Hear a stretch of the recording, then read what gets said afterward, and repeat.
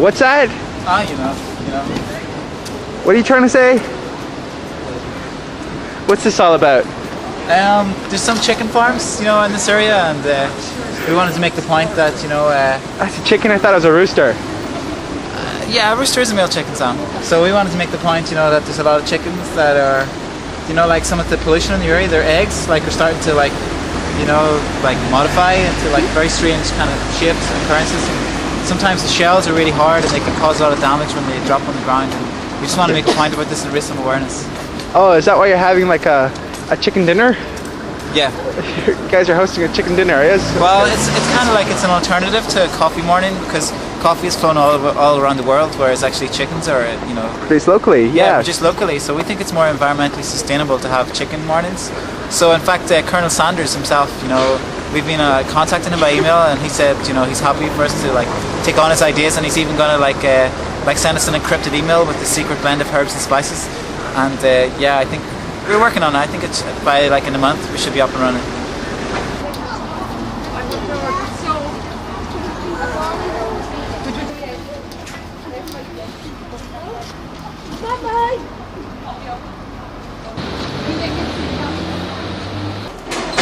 Jen. Okay, hi Jen. Jen, hi. There's these posters around town saying something about free the old head at Kinsale or Kinsdale? Kinsale, yeah. Kinsale. What's that about? The old head of Kinsale used to be a public way. Well, it's been for generations. People have used it as a public way. It was a farmer's land for a long time. And I think it was about 5 years ago, this I think his name is O'Connor, this golf course owner person, he bought it and built the golf course. And at first, I think the agreement was that, that he could build if he allowed people to still have access. But a few years ago, he started denying access to the people to walk on the old head. So about 2 years ago, people decided they were going to take it back, and they started doing protest picnics out there, where they climb the fence and walk the old head on a Sunday afternoon. Okay, we have to be FAST because they're going to start in a minute. Okay.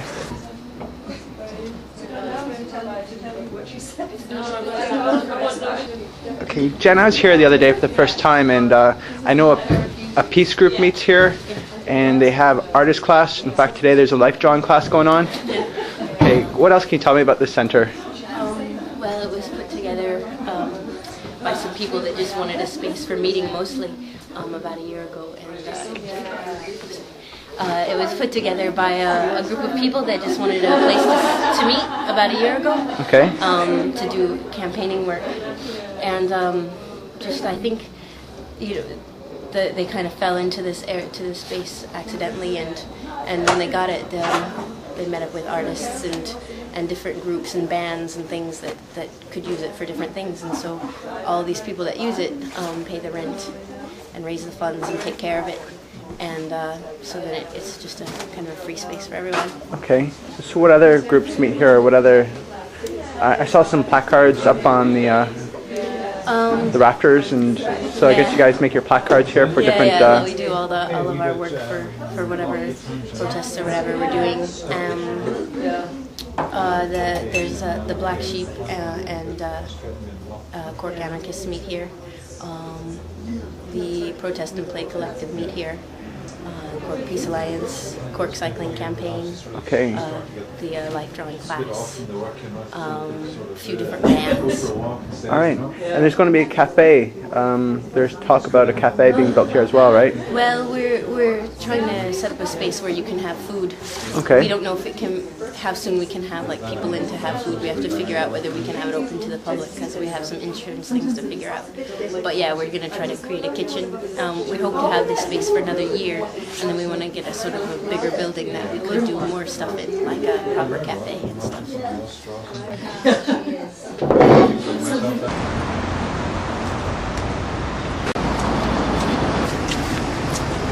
Okay, Jen, do you know anything about this? Well, I don't necessarily know anything about the sticker, but there's been lots of posters around town for the last couple months, and saying the Holocaust never happened. And they have the same website on it. And there's lots of really crazy information on a leaflet that's tucked behind the poster. You were just saying that there was an Australian that came over for a visit, and he had lived here before, and said like at one time you couldn't see the rock, it was just all yeah, and rubble and stuff.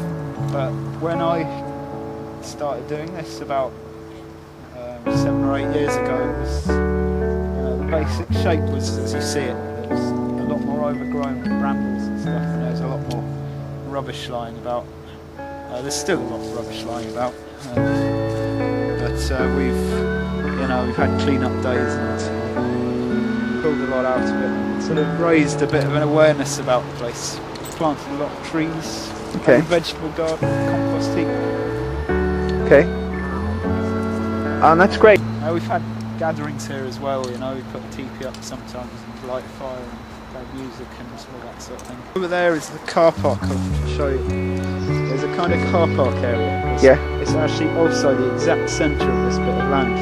Right. And what I'd like to do is to reclaim it from the cars. The fucking cars take up enough space in this fucking city. Yeah. And if we could sort of just gradually plant trees and things around the edges.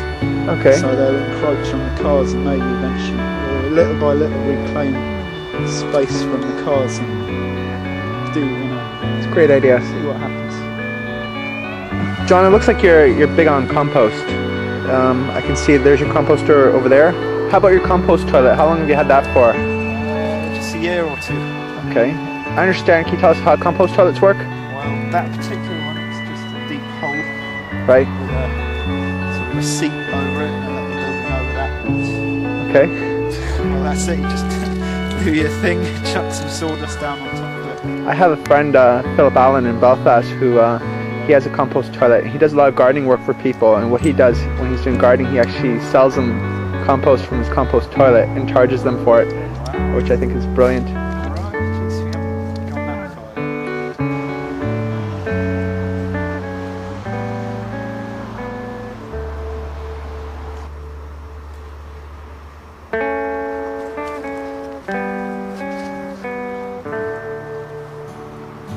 Okay, John, these are the trees that you want to replant?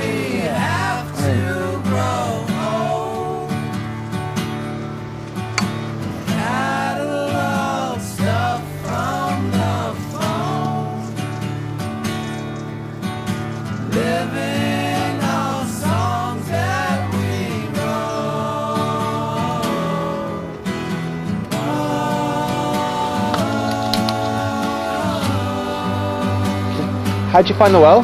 Just because there was a wet patch, just followed it up.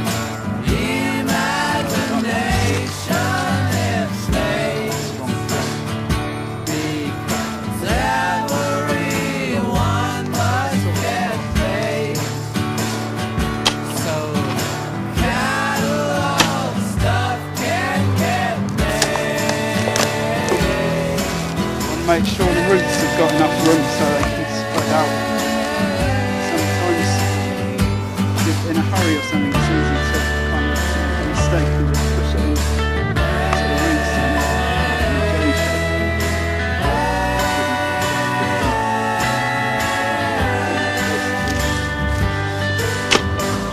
John, what's that about the trunk and the soil level? Just to get the soil to about the right level on the trunk, so it's covering all the roots. So it's not going too far up the trunk.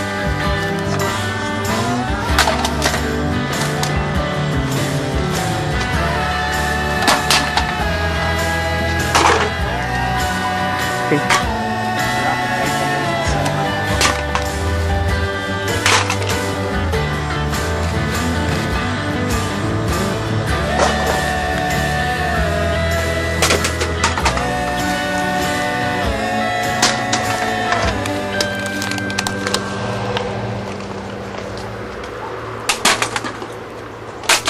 Okay, Darren, what the hell's that? Have you ever seen Mark and Mindy? I don't know. Okay. I don't know. It's something to do with like water and